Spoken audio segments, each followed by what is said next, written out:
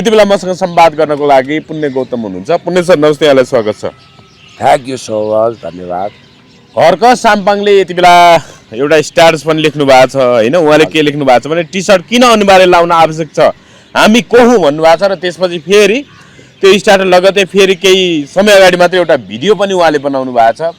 T short लगाउन आवश्यक छ, हामी श्रमदाता हौँ, हामी श्रममा गर्व गर्छौँ, त्यो हिसाबले हाम्रो छुट्टै पहिचान हुनुपर्छ, हामी अरूभन्दा कसरी फरक छौँ त भन्ने कुरा चाहिँ त्यो टी सर्टले हामीलाई त्यो ढङ्गको पहिचान दिन्छ भन्दै एउटा बेली विस्तार लाएर एउटा छोटो भिडियो पनि बनाउनु भएको छ। यसलाई कसरी हेर्नु पुण्य सर, यो ढङ्गको केही समय अगाडि उहाँले हाम्रो धरती हाम्रो आकाश हाम्रै परिवेश श्रम गरी सबै मिली बनाऊ यो देश भन्ने गीत पनि अनिवार्य गराउनु भएको थियो। अहिले टी सर्ट अनिवार्य गराउँदै हुनुहुन्छ उहाँले। फेरि अहिले सार्वजनिक कार्यक्रममा आसन ग्रहण नगर्ने तर श्रमदान टी सर्ट अनिवार्य गर्ने, किनभने सार्वजनिक कार्यक्रममा त्यो आसन ग्रहण गराउँदै गर्दाखेरि नेता यताउता गर्दाखेरि अनावश्यक त्यहाँ उपस्थित श्रमदातालाई होइन भन्नाले उहाँहरूको समय व्यवस्थापन गरेर ढिलो होला, अनावश्यक झन्झटिलो ढिलो हुने, समय मात्रै खाने, त्यो आसन ग्रहणले हुने केही होइन। किनभने हामी श्रमदाता भनेको कोही ठुलो नेता कोही सानो नेता होइन, हामी श्रमदाता सबै समान भन्ने पनि उहाँको त्यो विचार छ। कसरी हेर्नुभयो तपाईँले पुण्य सर, यो टी सर्ट अनिवार्य लाउनुपर्छ भन्ने उहाँको त्यो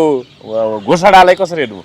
अब वास्तवमा भन्ने हो भने अत्यन्तै राम्रो, सकारात्मक र उच्च कोटिको निर्णय उहाँले लिनुभयो। हजुर हजुर। यो उर्दी मानेर जाँदाखेरि श्रम संस्कृति पार्टी भिडमा अलग पार्टी, फरक विशेषता सहितको र भिन्न पार्टीको रूपमा स्थापित हुनेछ।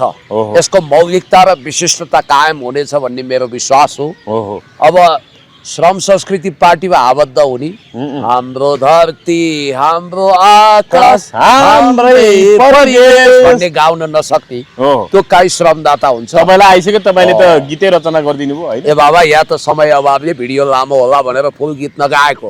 अब हामीलाई नि थाहा छ भने त्यहाँ बस्ने केन्द्रीय कमिटी सदस्य पदाधिकारीले अब मलाई लाग्छ यो पर्सिको मिटिङमा फरर यो गीत गाउन सकेनन् भने उनीहरू सायद बर्खास्त हुन पनि सक्छन्, उनीहरूलाई सस्पेन्ड गरिन पनि सक्छ। भने चाहिँ उपाध्यक्ष, वरिष्ठ श्रमदाता, वरिष्ठ नेता सबै लाउनु पर्यो, सबै लाउनु पर्यो, सबै। अर्को साम्पाङजी आफैले लगाएर हिँड्नुहुन्छ नि जहाँ पनि होइन? एउटा कुरो के भने त्यो टी सर्ट लगाउन लाज मान्ने, आफूलाई पब्लिकमा त्यो टी सर्टबाट प्रस्तुत नगर्ने कसरी त्यो श्रमदाता हुन सक्छ? अब अरू पार्टी भन्दा भिन्न छ, नयाँ खुलेका अरू पार्टी भन्दा भन्ने विशिष्टता झल्काउनु पर्छ नि। त्यसो भए त रासपा भइगयो नि, नयाँमा ल्याङ फ्याङ जात जे लाएर गए पनि भयो। स्वर्णिम बाबुले टाई लगाउँछन्, कोही अब टी सर्ट लगाउँछन्, कोही केमा छन्, कोही केमा छन्, जे गरे पनि भयो, जे खाए पनि भयो, जहाँ लडे पनि भयो, जहाँ गाए पनि भयो, जे गरे पनि हो। त्यस्तो होइन, अनुशासन, मर्यादा, धैर्यता र एउटा कल्चर सहितको पार्टी हो भन्ने कुरो उहाँले वेल इस्टाब्लिस गर्न खोज्नुभयो। म तपाईँलाई भन्छु, डाक्टरले F1 किन लगाउनु? म डाक्टर हुँ, MBBS MD गरेको छु भनेर बसे हुन्छ नि। वकिलले किन कालो कोट लगाउने? वकिल भनेर चिनिन। डाक्टरले सेतो F1 किन लगाउने? डाक्टर भनेर चिनिन। पुलिसलाई किन टाढैबाट चिनिन्छ? अनि कम्ब्याट त कम्ब्याटै हो, सेनाले पनि कम्ब्याट लगाउँछ, पुलिसले पनि लगाउँछ। तर यो सेना हो यो पुलिस हो भनेर कसरी छुट्टिन्छ? पुलिसमा पनि सशस्त्रको छुट्टै, जनपदको छुट्टै, अनि प्रहरीमा पनि यो ट्राफिक हो भनेर टाढैबाट चिनिन्छ, यो चाहिँ कम्ब्याटन हो भनेर चिनिन्छ। टाढाबाट हेर्दा ल हर्क साम्पाङको टिम आएछ है श्रमदाता भन्ने आइडेन्टिटीको लागि। र अर्को कुरो चाहिँ एउटाले लगाउँछ तपाईँको गुच्चीको कपडा, एउटाले लगाउँछ तपाईँको विश्व प्रसिद्ध रेमन्ड ब्रान्डको सुट, अब अर्को आउँछ पसिना गनाएको अलि फाटेको च्यातिएको टाइपको गरिब छ, त्यसले लगाउँछ एउटा त्यस्तै कपडा, अनि उसलाई हिन्ताबोध हुन्छ, मगमग मगमग अत्तर छर्किएको होइन, रेमन्डको सुट लगाएको चट्ट परेको होइन, त्यो पनि नेतै, त्यसको पनि दर्जा केन्द्रीय समिति, अनि मेरो पनि दर्जा एउटै। म चाहिँ किन यति वञ्चितीकरण भए? मेरो त पोसाकै मिलेर भन्ने हिन्ताबोधले उसको प्रतिभा पनि प्रस्फुटन हुँदैन। श्रम टी सर्ट लगायो भने चाहिँ सबैलाई समान, उनलाई पनि त्यो उसलाई लघुतावास फिल हुँदैन, उसलाई हिन्ताबोध हुँदैन, उनले काम गर्ने मौका पाउँछ र वी आर अल इक्वल भन्ने मौका पाउँछ। जिन्जाक रुसोलले भने जस्तै we are all equal but some are more equal भन्ने यो एकदम प्रिभिलेज्ड गर्ने मान्यता अन्त्य हुन्छ, वर्गीय विभेदको अन्त्य हुन्छ भनेर वाह क्या बात भन्नुपर्ने टाइपको निर्णय गरिदिनु भएको छ। सबका सब लगाउन सुरु गर्नुहोस् तपाईँहरू। हजुर। अब सुदन किरातीजी चुडाल होइन सुदन किरातीले पनि लगाउनु आज जस्तो होइन अब प्रदेश एक उहाँहरूले अब कोशी प्रदेश होइन किरात प्रदेश भन्ने एजेन्डा स्थापित गर्न पनि खोज्नु भएको छ र आज अब त्यहाँ अब भनौँ न अब प्रदेश नम्बर 1 मा चाहिँ विस्तारित बैठक भएछ। त्यहाँ जस्तो प्रमुख अतिथिको रूपमा वरिष्ठ नेता श्रमदाता सुदन किराती उपस्थित हुनुहुन्छ। उहाँले पनि लगाउनु भएको रहेछ र यसै विषयमा हर्क सामलले के लेख्नु भएको छ भने औपचारिक कार्यक्रममा श्रमदाताको टी सर्ट अनिवार्य गर्नु भनेको श्रम संस्कृति र त्यस अनुसारको अनुशासन पालना गराउनु हो। आज प्रदेश 1 को कार्यक्रममा सबैले लगाएको देख्दा हामी अनुशासित छौँ र अनुशासनले नै राज गर्न सक्नेछौँ भन्ने कुरा विश्वास छु भनेर लेख्नु भएको छ। हो, त्यो मौलिकता, त्यो भव्यता, त्यो विशिष्टता, त्यो युनिकनेस कायम गर्नु हो र हामीले पनि यसलाई प्रशंसा गर्नुपर्छ। र मलाई त के लाग्छ भने उहाँले कति राम्रा वर्दी जारी गर्नुभएको छ। ल है एकल जातीय कार्यक्रममा कोही नजानु भन्नुभएको छ। यो देश बहुजातीय हो, बहुभाषिक हो, बहुसांस्कृतिक हो। सयौं थुङ्गा फुलका हामी एउटै माला नेपाली सार्वभौम भइलिएको मेची महाकाली भन्ने कवि प्रदीप कुमार राई उर्फ व्याकुल माइलाले रचना गरेको गीत सबैलाई राष्ट्रिय गान बच्चालाई कण्ठ हुन्छ भने हाम्रो धरती हाम्रो आकाश चाहिँ किन कण्ठ नहुने, त्यो पनि कण्ठस्थ सुन्नु पर्छ। र अर्को कुरो हर्क साम्पाङजीले मलाई आशा छ त्यहाँ प्रत्येकसँग हर्कवादको विषयमा 15 मिनट प्रवचन गर्ने क्षमताको परीक्षा लिनुहुनेछ। अब सुदन किरातीजीको पनि हामी भिडियो हेर्न चाहन्छौँ हर्कवादको विषयमा, अनि चुडालजीको पनि हेर्न चाहन्छौँ, आर्यनजीको पनि हेर्न चाहन्छौँ।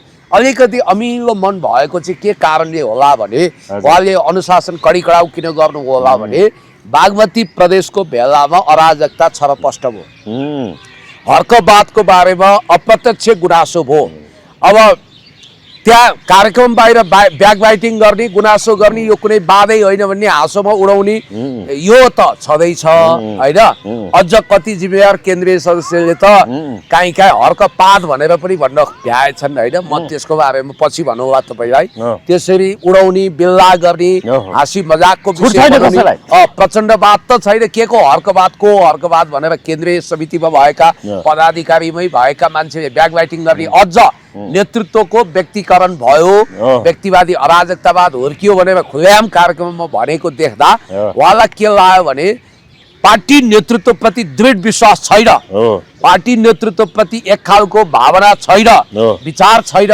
युद्धकालमा प्रचण्डले केन्द्रीकृत कमान्ड बनाउनु भएको थियो नि।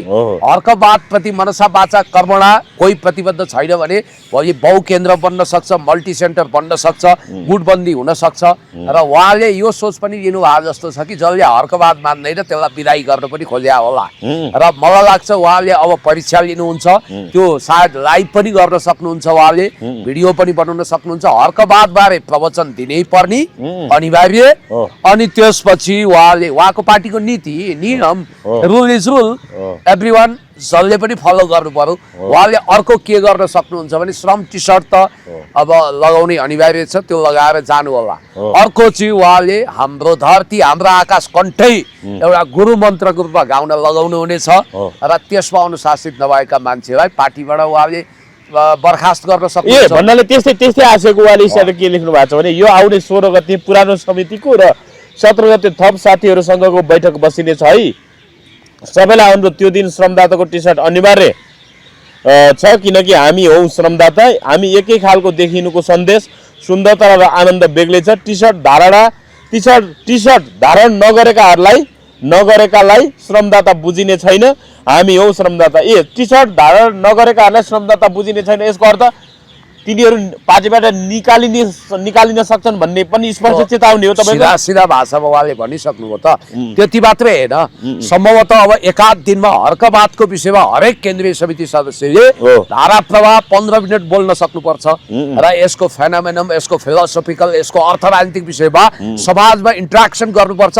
हरेक मिडियामा उहाँले हरेक ठाउँमा स्ट्याटस लेख्दा अथवा मिडियामा बोल्दा हर्कवादको विषयमा अनिवार्य बोल्नै पर्ने, एउटा आर्टिकल लेख्नै पर्ने, एउटा निबन्ध लेख्नै पर्ने अनिवार्यता पनि हुन सक्छ। प्रचण्ड पदको विषयमा आर्टिकल नलेख्दा डाक्टर बाबुराम भट्टराईले कारबाही गरे इतिहास त हामीलाई थाहा छ। त्यस कारणले गर्दाखेरि उहाँको पार्टीको रुल हो, त्यो फलो गर्नुपर्छ। र अर्को कुरो, मैले अस्ति यो कुरा भन्दा केही श्रमदातालाई चित्त बुझेर केही आउटसाइडरले बिल्ला गरे। धेरै श्रमदाताले चित्त बुझाए त्यो पार्टीमा 1 देखि 10 नम्बर नेताको नाम सूचीकरण गर्दा number 1 Harka Sampang, number 2 Harka Sampang, number 3 Harka Sampang, number 4 Harka Sampang हुँदै हुँदै नम्बर 10 सम्म हर्क साम्पाङ ज्यूनी हो। त्यसपछि 11, 12 हुँदै अरू नेताको नाम आउला। अब हुन त यहाँ संघीय सरकारको मन्त्री बन्नुभयो, क्षमता पनि छ, माओवादी जनयुद्धबाट आउनुभयो, तर सुदन किराती ज्यू पनि हर्क साम्पाङकै नेतृत्वको मातहत हुनुहुन्छ। हर्कवादको उहाँ त व्याख्याता हुनुपर्छ। वास्तवमा सुदन किरातीलाई हर्कवादको व्याख्या गर्ने चुडालजी, हाम्रो लोकनाथ चुडालजी र उहाँले त हर्कवादको बारेमा त विहङ्गम व्याख्या गर्नुपर्छ, प्रशिक्षण चलाउनु पर्छ उहाँहरूले, र श्रम गीत उहाँहरूले गाएर अरूलाई, अब उहाँहरू अगुवा भएपछि अरू पछुवा हुन्छन्। त्यसकारण त्यसरी अनुशासन मेन्टेन गर्दा बहुत राम्रो हुन्छ जस्तो मलाई लाग्छ। हजुर, अब आज संसदको बैठकमा पुण्य सर अलिकति मैले यो कुरा भन्न पुगेँ। हजुर, त्यो पार्टीमा कसैले चिन्ता नलिए हुन्छ। त्यो पार्टीको स्ट्रक्चर अनुसार मैले के बुझेँ भने एकताका रबर्ट मुगाबेले आफू बाहेक सबैलाई, त्यतिखेर रबर्ट मुगाबे बहुत लोकप्रिय थिए जिम्बाब्वेमा, आफू बाहेक सबैलाई केन्द्रीय सदस्य, साधारण सदस्य बनाइदिए। तर पनि पार्टी झन् फर्स्ट आयो त्यो बेलामा, जानु भन्ने पार्टी। उहाँले के पनि गरिदिन सक्नुहुन्छ भने उहाँको मोरल अथोरिटी यति धेरै छ कि, किनभने यो त सुरुमा उहाँको फ्यान क्लबको रूपमा विकसित भएको, आफू एकजनालाई अध्यक्ष बनाएर सारालाई सदस्य, केन्द्रीय सदस्य वा साधारण सदस्य बनाए पनि, श्रमदाता बनाए पनि यो पार्टी ढुक्कैले चल्छ, चल्नुपर्छ। किनभने यहाँ त पदको लोभानी पापानी नभएका, अवसरको खोजीमा नभएका, देशलाई श्रम गरेर पसिना बगाएर बनाउन चाहने श्रमदाताहरूको पार्टी हो नि त। श्रमिकहरूको democratic people's republic of Korea, DPR K कोरियामा किमले त्यसै गरी अभ्यास गर्नु भएको छ। उहाँको त्यो अहिलेसम्म पार्टी नेतृत्वमा सबैभन्दा शक्तिशाली कमान्ड उहाँको छ भनेर पुष्टि गर्ने एउटा माध्यम पनि यो बन्छ। हजुर, पुण्य सर, जस्तो आज प्रतिनिधि सभा बैठकमा सभामुख DP अर्यालले चाहिँ प्रधानमन्त्री बालेन शाहलाई सत्तापक्ष र प्रतिपक्षका सांसदहरूले उठाएको प्रश्नको जवाफ दिन भन्दै संसदमा आएर सम्बोधन गर्नको लागि भनेर रुलिङ गर्नुभयो। जस्तै आशिका तामाङ लगायतले के उठाउनु, जस्तो आशिका तामाङले कम्बोडियामा 37 दिनदेखि निधन भएका दादिङका सन्तोष राईको शव नेपाल ल्याउन सरकारले चासो नदिएको भन्दै उभिएरै विरोध जनाइन् होइन। कसरी हेर्नु भएको छ अब सत्तापक्षका सांसदहरू होइन, प्रतिपक्षका सांसदहरू त यसै उठाउने भए, बालेन शाहले भारतको सीमा मिचेको नेपालले भन्ने हिसाबले जुन ढङ्गले बोले त्यसको पनि जवाफ मागिरहेका छन्। कसरी हेर्नु भएको छ आज सभामुखले बालेन शाहलाई रुलिङ गरेको विषयमा के भन्नुहुन्छ?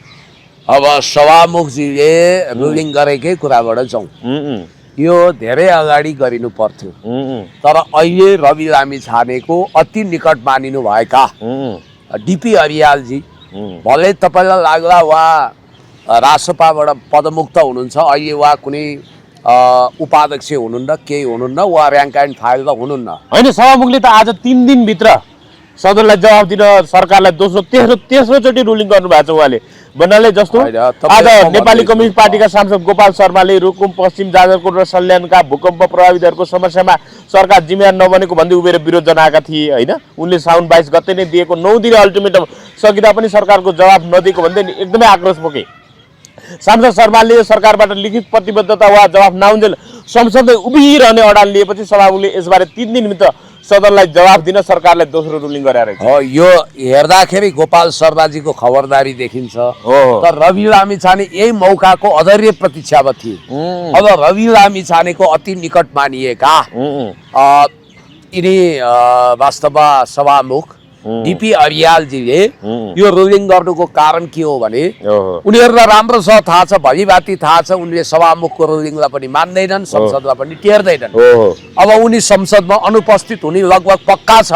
उपस्थित भयो भने चमत्कारै हुनेछ, रविजीको स्ट्राटेजी फेल खानेछ। अब यही इन्टरभ्यू हेरेर वा रविजीको स्ट्राटेजी बुझेर उपस्थित भयो भने बेग्लै कुरो होइन भने चाहिँ रविजीको स्ट्राटेजी के हो भने उनी अनुपस्थित भएको देखाउने, विपक्षीबाट पुरा संसदमा लफडा र तनाव भएको देखाएपछि संसदलाई नै नमान्ने, सार्वभौम संसदलाई हेप्ने, नटेर्ने र जथाभावी गर्ने हाम्रा प्रधानमन्त्री चाहिँ पार्टीको निर्देशन नीति र संसदीय मर्यादा भन्दा बाहिर हुनुहुन्छ ए। भनेर नीतिगत भन्नाले निर्देशन दिँदै संसदको नेता पार्टीको संसदीय दलको नेता अनि संसदले भन्दाखेरि सार्वभौम जनताको प्रतिनिधिको थलो संसदले भनेको सभामुखले भनेकै नमान्ने भन्दै पार्टीको नीतिगत निर्देश नमानेको भन्दै जसरी विधान उनीहरूले परिवर्तन गरे त्यसका आधारमा संसदीय दलको नेता फिर्ता बोलाउन सक्छन्। यसको अर्थ प्रधानमन्त्री पदै जान सक्छ। बालेन शाहको त्यो रङको तयारीमा छन् रवि लामिछाने। यो यिनीहरूको दसैँ तिहारसम्मको स्ट्राटेजी हो। अब स्टेप बाई स्टेप यिनीहरू जान्छन्।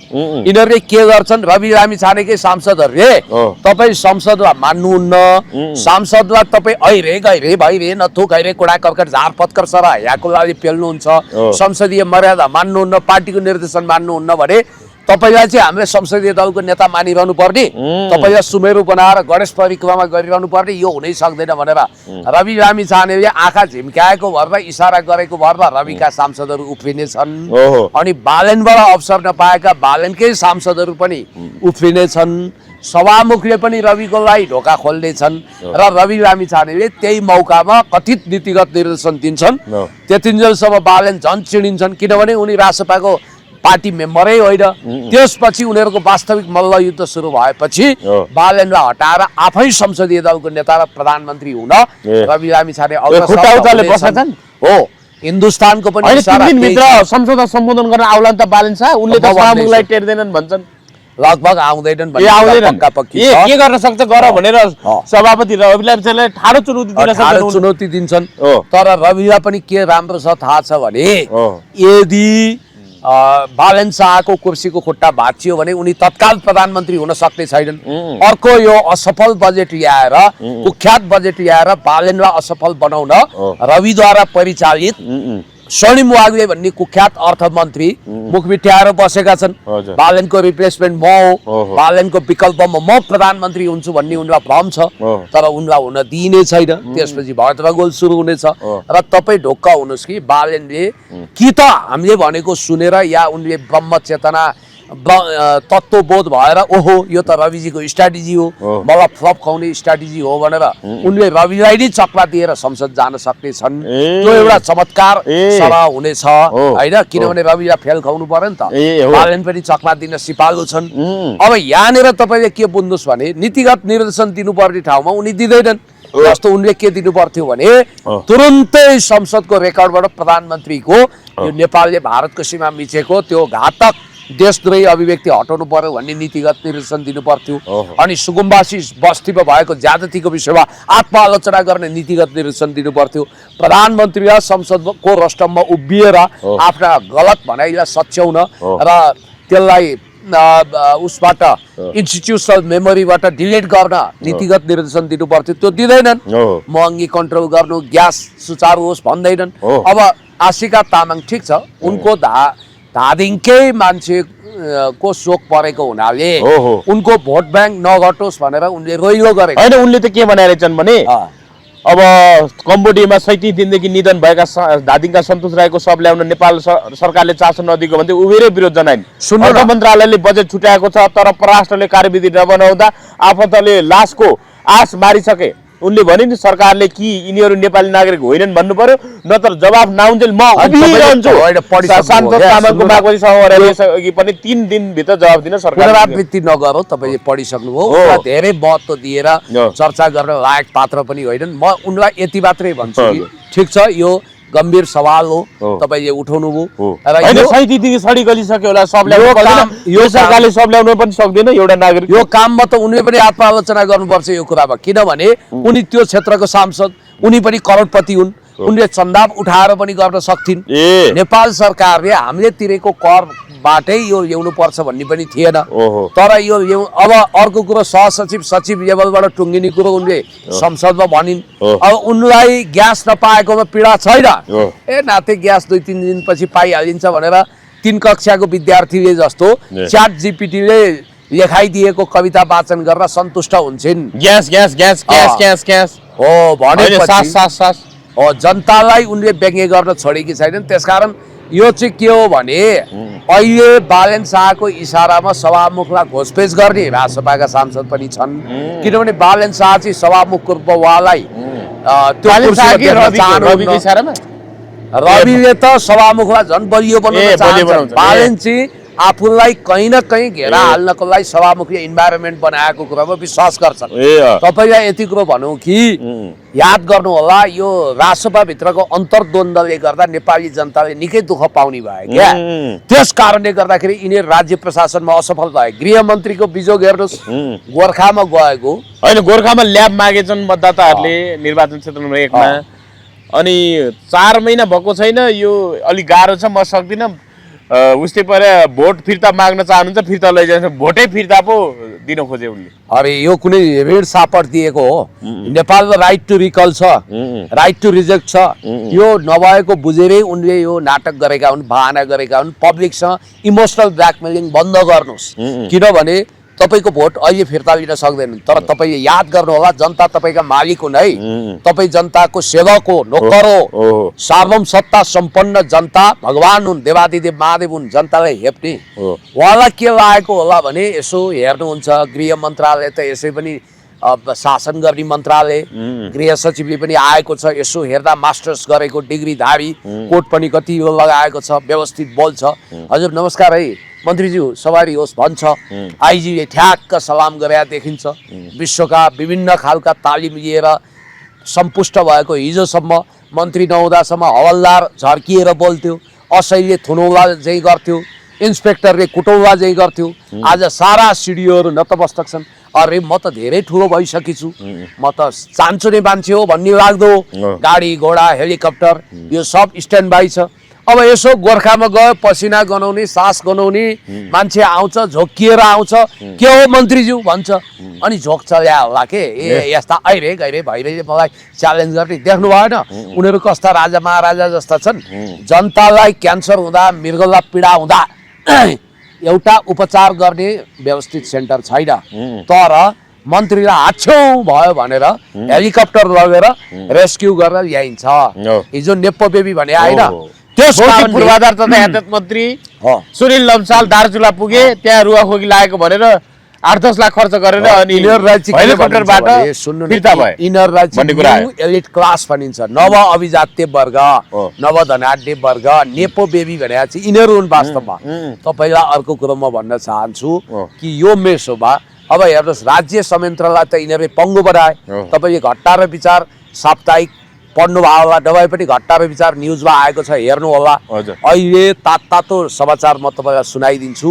घट्टा र विचारले के लेखेको छ भने तत्कालीन गृह मन्त्री ओम प्रकाश अरियालले म्यादी प्रहरीको पोसाक खरिदको सवालमा चाहिँ वैधानिक रूपमा टेन्डर आह्वान गरेर पोसाक खरिद गर्नुपर्नेमा हतार कोले निकाय मार्फत अरबौं रुपियाँको निकासा गरेको, त्यसमा करोडौं घोटाला भएको भन्ने हिसाबले त्यसैलाई आइजिपीलाई पनि मुछ्याउन्। म भन्दैछु उनलाई मुद्दा दायर गर्ने अन्तिम तयारी अख्तियारले अनुसन्धान गरेको छ भन्ने कुरा आएको छ। तर चुरो कुरो चाहिँ अलिकति फरक छ।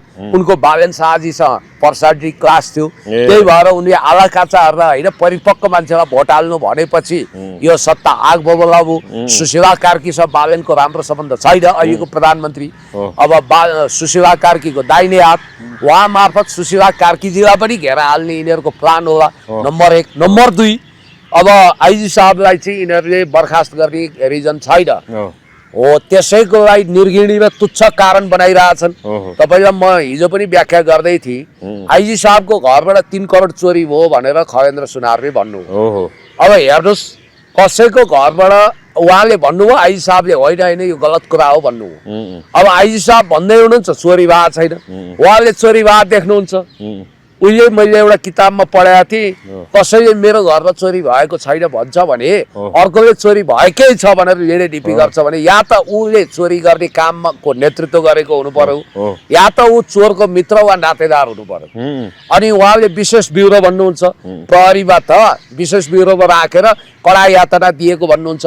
कुन टाइममा कहिले कहाँ चोरी भयो आइजी साहबको निवासमा यो सूचना दिनु पर्यो र चोरीमा को संलग्न थिए त्यो विशेष ब्युरो भने कहाँ हो? हामीले देखायो भने त central investigation bureau of police CIB देखाएका छौँ। हामीले देखेको अर्को भने साइबर ब्युरो हो, हामीले देखेको परिसर भनेको रानी पोखरी हो, हामीले देखेको प्रहरी हेडक्वार्टर हो, अरू जिल्ला प्रहरी परिसर देखाएका छौँ भने कहाँ चाहिँ त्यो विशेष ब्युरो छ?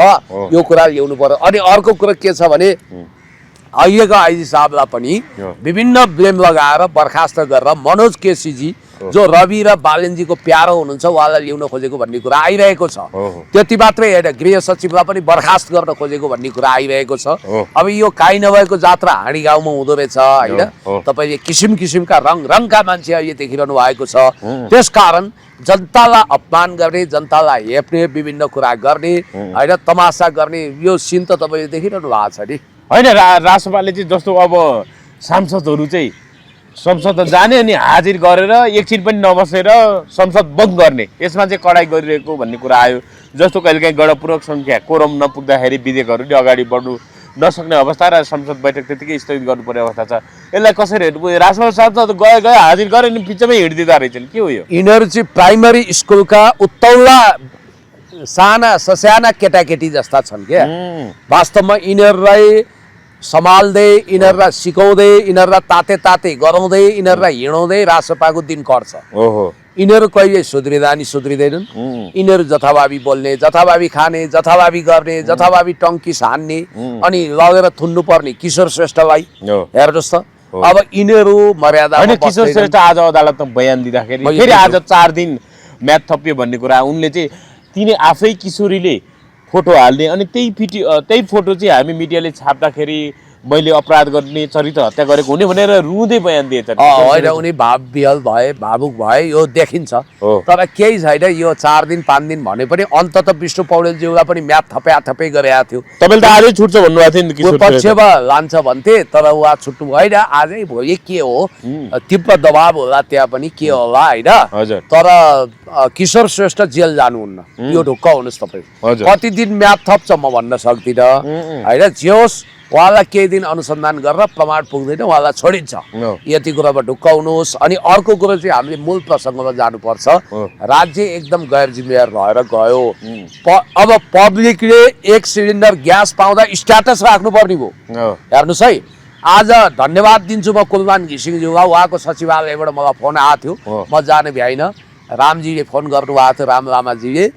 अब कुलमानजी छेउैमा हुनुहुन्थ्यो क्यारे, आजै हस्ताक्षर गर्न आइदिए हुन्थ्यो, कुलमानजी पनि जाँदै हुनुहुन्छ भन्दै हुनुहुन्थ्यो। म यहाँ आज जान भ्याइनँ, सरी भन्नाले उहाँले त फेरि भन्नुभयो इन्डक्सन चुलो बजाउँदा चाहिँ ट्रान्सफर्मर पड्किन्छ भनेर प्रधानमन्त्रीकै लेभलबाट यो भ्रम फैलायो भनेर विरोध पनि जनाउनु भयो।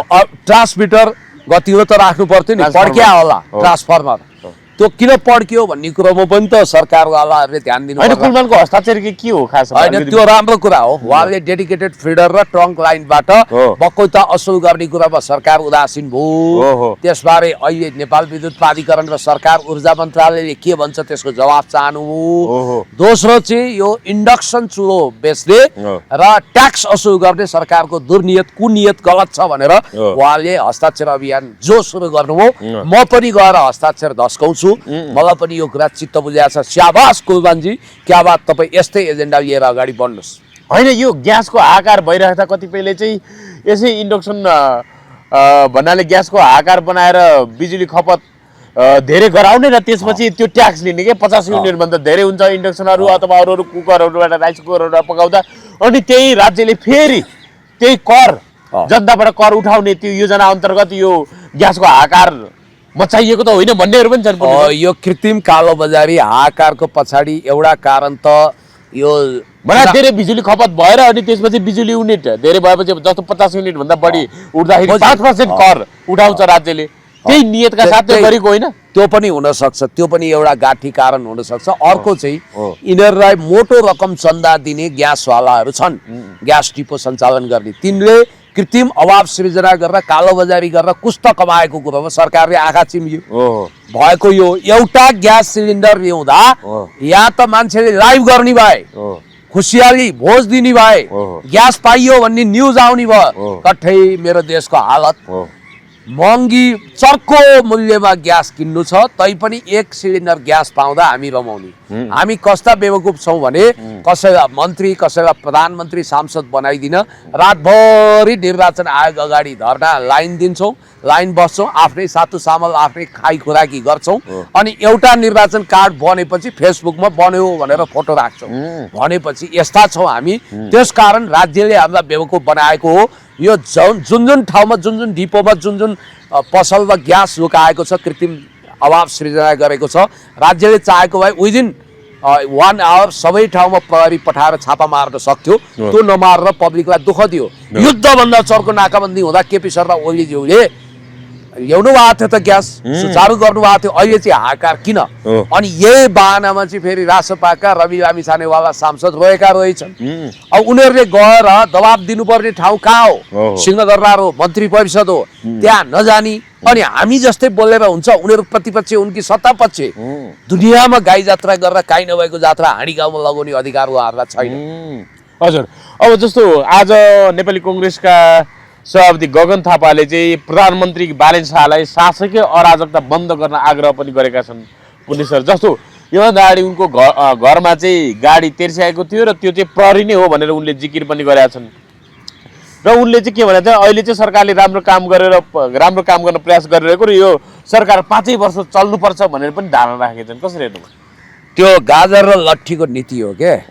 शासकीय अराजकता पनि भन्ने हो अनि शासकीय अराजकता र राज्य अहिले सच्चाइ रहेको भन्ने कुरा गरे। अहिले सुन्नु न, राज्यको उदण्डता हुन्छ भने त्यहाँ सुशासन कहाँ हुन्छ? त्यहाँ विधिको शासन कहाँ हुन्छ?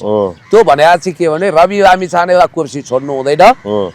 बालेन मेरो भाइसरा हो, म हुनु र बालेन हुनुमा खासै फरक छैन। त्यसकारण बालेन भने पनि म जस्तै हो, उसलाई टिकाउनु पर्छ। दुवैका माइबाप एउटै हो, दुवैको डिप स्टेट एउटै हो भन्न खोज्या होला एउटा कुरो। दोस्रो, रविसँग रिस पनि फेर्या होला।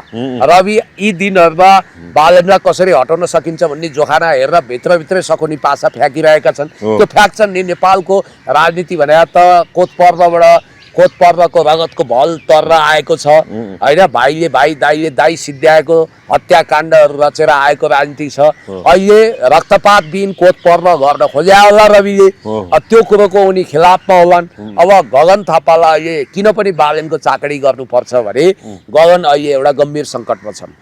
तपाईँलाई याद दिउँ, हामी जस्ता मान्छे जो गगनको वैचारिक आलोचक हौँ, हामी जस्ताले मात्रै होइन, पार्टी अलग भए पनि साक्षात आफ्नो एकै आमाको लाम्टो चुसे जस्तो बन्धुत्व देखाउने र आफ्ना पार्टीका नेता कार्यकर्तालाई भन्दा ज्यादा स्नेह र अपार माया दिने घनश्याम भुसालले समेत गगन थापाकै मुखेन्जी अब काङ्ग्रेसको यो अदालतको जुन निशा आयो आधिकारिकता सम्बन्धी विवाद, गगनलाई साक्षी राखेर हिजो एउटा कार्यक्रममा के भने सायद अब आधिकारिक काङ्ग्रेस चाहिँ देउवा हुन सक्छन् भनेर सङ्केत गर्दा बिचरा गगन थापाको अनुहार हेर्न लायक थियो। नुन खाएको कोहरा जस्तो झोक्रिरहेका थिए।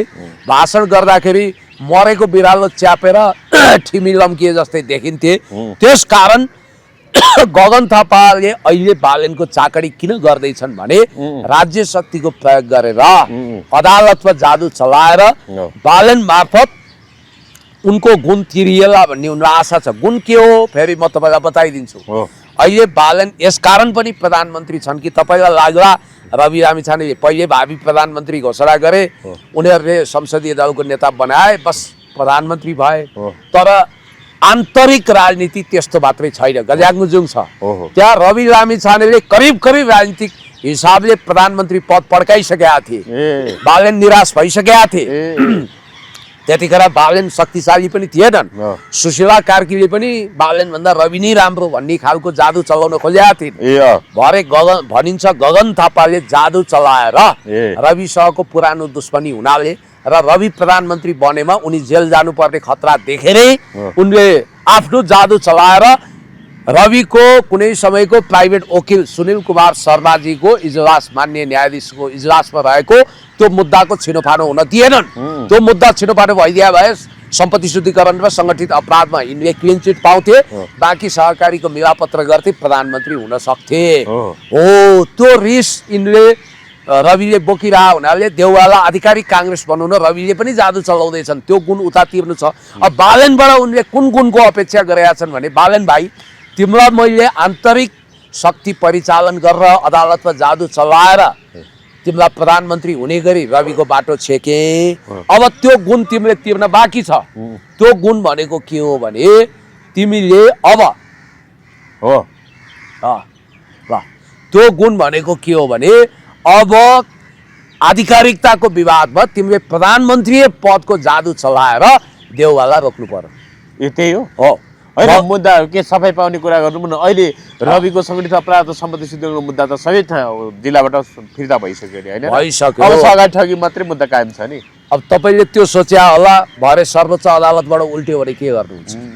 तर यहाँनिर कुरा के छ भने अहिलेसम्म बालेनले रविबाट धेरै असुरक्षित महसुस गरेका छैनन्। जुन दिन साँच्चै असुरक्षित महसुस गरेर युद्धमा आउँछन् नि, प्राङ्गणमा उत्रिन्छन् नि, रवि धोती न टोपी भएर उनको अन्तिम ठेगाना सेन्ट्रल जेल पनि हुन सक्छ। यतिसम्म बालेनले प्रतिशोधको खेल खेल्न सक्छन्। बालेन भने बडा इखालु र पिखालु छन् भन्ने कुरो धेरै जनतालाई थाहा भइसक्यो। अब यहाँनिर कुरा के हो भने बालेन शाहले जादु चलाइदिए भने गगनको आधिकारिकता बच्छ, यो कुरोको उनी आशामा छन्। त्यही कारण बालेनलाई तेल मालिस गरिरहेछन् अप्रत्यक्ष रूपमा। र यिनीहरू भने एउटै घाटका पानी खाएको भनेर भनिन्छ। अब यहाँनिर रविलाई के छ भने देउवालाई के छ भने रवि लामिछानेले त गगनलाई पुरै एक्सपोज गरिदिए नि। त्योभन्दा अगाडिसम्म त्यति चर्चा थिएन। बिपी कोइराला स्वास्थ्य विज्ञान प्रतिष्ठानको उपकुलपति प्रकरणमा डाक्टर राजकुमार र उनीहरू नियुक्त गर्दा करोडौँको हेराफेरी कसले गर्यो।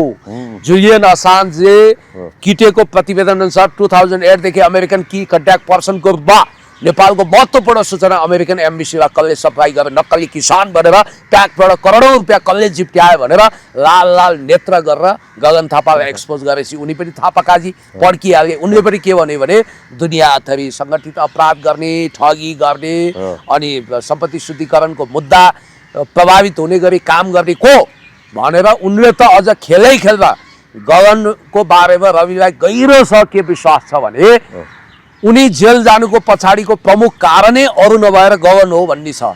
त्यस कारण यिनीहरू एक अर्कामा फाइट टु फिनिसमा छन्। फेरि तपाईँहरूले मलाई भन्नु होला चितवनमा त हाँसिरहेका थिए, हस्त मिलान गरेका थिए, गला मिलाएका थिए, ए बाबा त्यो त चाउरे पिरती हो, यो त सब देखाउने कुरा थियो।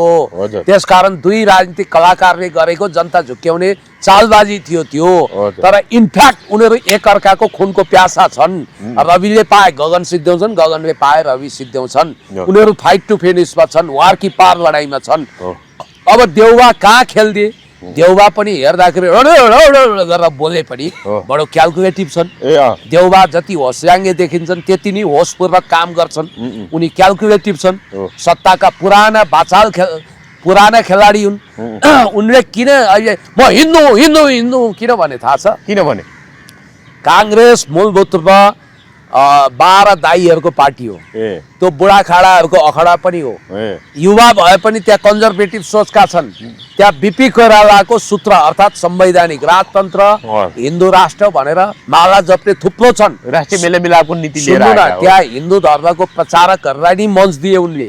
त्यो पछाडि काङ्ग्रेस भित्र रहेका परम्परागत भोटर्सहरू प्रतिनिधिहरूको मन जित्न देउवाले त्यो भनेका हुन्। तर यसको निष्कर्ष यो ननिकाल्नुस् कि देउवा बहुत चलाक छन्। उनले राजतन्त्र भनेका छैनन्, उनले हिन्दू हुँ भने हिन्दू राष्ट्र चाहिन्छ भनेनन्। याद गर्नुहोस् है, वैदिक सनातनी वैदिक सनातनी भन्न खोज्या हो। अब हिन्दू भन्ने बढी सुनिन्छ नि त। अब उनले भने चाहिँ म हिन्दू हो भन्दा गगन चाहिँ क्रिस्चियन हो, उनीहरू चाहिँ क्रिस्चियन मिसनरी वरिपरि छन् भनेर मेटाफोरिक रूपमा भने पनि हुन सक्छन्। गगनलाई एक्सपोज गरे हुन सक्छन्। अर्को कुरो हिन्दू राष्ट्र चाहियो भने होइन, उनले हिन्दू हो भने हो के त्यहाँ कुरा बुझ्नुहोस् न। म उनलाई कतिले क्रिस्चियन मिसनरीसँग सम्बन्धित भयो भनेर आरोप लगाए, म होइन गगन हो भन्न खोजे। अनि एक तिरले अर्को शिकार के गरे भने हिन्दूवादीहरूको मत लिन खोजे। अनि शेखर कोइराला पूर्णबहादुर उनीसँगै छन्। त्यस कारणले अब गगन थापालाई एक्लाउन उनले सबै विधि प्रयोग गर्छन्। अब अचम्मको कुरा के छ भने रवि लामिछानेले जादु त चलाउँछन्। अब उनी त्यही विश्वासमा आएका हुन् र रवि लामिछानेलाई पनि योभन्दा उपयुक्त मौका गगनसँग बदला लिने अर्को हुनै सक्दैन। यिनी त 3 दिन ननिदाएर 3 रात ननिदाएर निर्वाचन आयोगमा पापड बेल्दा पनि त्यतिखेर असफल थिए। अब अहिले त उनले इच्छाएको मान्छे एटर्नी जनरल अर्थात् महान्यायाधिवक्ता छ। उनले वरिष्ठता क्रम मिचेर कनिष्ठ भए पनि रोल नम्बर 4 को व्यक्तिलाई प्रधान न्यायाधीश बनाउन कसरत गरेको विश्वास गरिन्छ। अनि प्रधान न्यायाधीश ज्यूकै इजलासबाट काङ्ग्रेसको आधिकारिकताले निशा पाएको छ। त्यसकारण अर्को कुरो अरू केही गर्नु पर्दैन। काङ्ग्रेसी जनहरूको प्रतिनिधिहरूको लिस्ट मगाएर गगन थापाले त्यहाँ कति पितृ भइसकेको मरेको मान्छेको पनि लिस्ट बनाएको छ। मरेको मान्छेको नाउँमा जिउँदो मान्छे लगेर प्रतिनिधि बनाएको छ, नक्कली प्रतिनिधि। हजुर पार्टी छोडेकाहरूको छ, कस्ता कस्ता मान्छेको छ र त्यो नक्कली लिस्टको आधारमा उनले आफूलाई आधिकारिकता दिए जस्तो गरे। तर विशेष महाधिवेशनबाट जुन उनले काङ्ग्रेसको नाममा भाङ्ग्रेस बनाए, अदालतले चाहिँ त्यो जम्मै हस्ताक्षर नागरिकता सहित भेरिफाई गर्दा गगन फ्लप खान्छन्। उनले त्यहाँ बढी से बढी 40% प्रतिनिधि साबित गर्न सक्लान्, बाँकी उनले गर्न सक्दैनन्। उनको वैधानिकता खारेज भएपछि स्टेफेन हकिन्सले परिकल्पना गरेको टाइम मेसिनमा बसेर काङ्ग्रेस सर्वक्कै विशेष महाधिवेशनभन्दा एक दिन अगाडि फर्किन्छ। त्यसपछि गगनको भाग्य र भविष्यको फैसला गर्नेछन् शेरबहादुर देउवा, शेखर कोइराला, पूर्णबहादुर खड्काहरूले। र पूर्णबहादुर खड्कालाई त अहिले जस्तो अस्तिको भनौँ न अब कार्यक्रममा पनि उनी बहिष्कार गरेछन् राष्ट्रिय कार्यकर्ता भेला नै। पूर्णबहादुर खड्कालाई त अहिले त साइड लगाइदिनु। पहिला चाहिँ कार्यवाहक सभापति दिएको थियो, अहिले कार्यवाहक सभापति अहिले शशाङ्क कोइरालाले दिएर रहेछन्। के हो अहिले यस्तो हो क्या, काङ्ग्रेस भने के हो भने यिनीहरू कृष्णप्रसाद भट्टराईका मानस पुत्र हुन्, जम्मै गिरिजा प्रसाद कोइरालाका चेला चपेटा हुन्। काङ्ग्रेसको जति रिस भए नि नोकझोक भए पनि, विमलेन्द्र निधि र प्रकाश शरण जति जुधे पनि, पूर्णबहादुर जति ठुस्किए पनि, बेलुका शेरबहादुरले होइन हौ तँ 20 बजी ल्याएर एउटा हुस्की छ क्या, आऊ न आऊ, ब्लू लेभल छ, हात तिमीका तिमीहरू पनि यार आऊ न आऊ भनेपछि यी सब फुरुक्क भएर जान्छन्। रनबन डुले पनि थलो किलोमा जान्छन्। यिनीहरूको राजनीतिक भविष्य त लगभग गगनले समाप्त पारे हुनाले देउवालाई धोका दिएर यिनीहरू अन्त जान सक्दैनन्। त्यो भएको हुनाले रनबन डुले पनि थलो किलोमै आउँछन्। काङ्ग्रेस र कम्युनिस्ट वा राजावादीमा फरक के भने काङ्ग्रेस झगडा गरेपछि मित्रतामा जान्छन्, झगडा नगरेको काङ्ग्रेस चाहिँ फुटे भनेर बुझे हुन्छ। जब काङ्ग्रेस झगडामा देखिन्छन् तब काङ्ग्रेस मिले भनेर बुझे हुन्छ। देउवाको अभूतपूर्व मेलमिलापै छ। अब घरि पूर्णबहादुर आउलान्, घरि को बहादुर आउलान्, त्यो उनीहरूको हुन्छ नै, त्यसमा केही फरक पर्दैन। अब देउवाले काँध फेर्छन्, पूर्णबहादुरलाई भावी प्रधानमन्त्री पद उधारोमा दिन्छन्। यसमा रामचन्द्र पौडेलले पनि के भावी सभापति चाहिँ को हुन्छ? भावी सभापति त शेखर हुन्छ, शेखर शशाङ्क मध्ये कोही होलान्, कोइराला परिवारबाट आउला, अथवा पूर्णबहादुर भावी नियमित महाधिवेशन मार्फत उनी सेफ ल्यान्डिङ भएर पूर्णबहादुर लिन्छन्। शेरबहादुर देउवाले त्यो त लिन्छन्।